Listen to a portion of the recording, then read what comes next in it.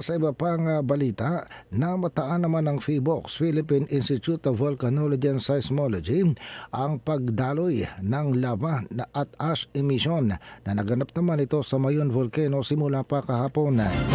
Sinabi ng PHIVOLCS na sa kanilang pagmamatsyag, nakitang volcanic events alas 12 ng madaling araw kahapon at alas 4 ng madaling araw kanina.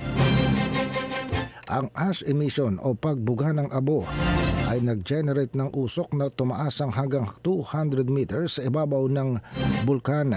Sinabi ng PHIVOLCS na ang effusive eruption o pagsingaw ng Mayon ay nagaganap na sa nakalipas sa 51 magkakasunod na araw.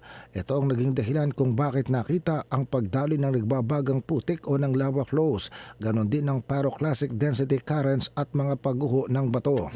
Nananatiling nasa alert level 3 ang alert level na nakataas naman sa paligid ng Mayon Volcano. Patuloy po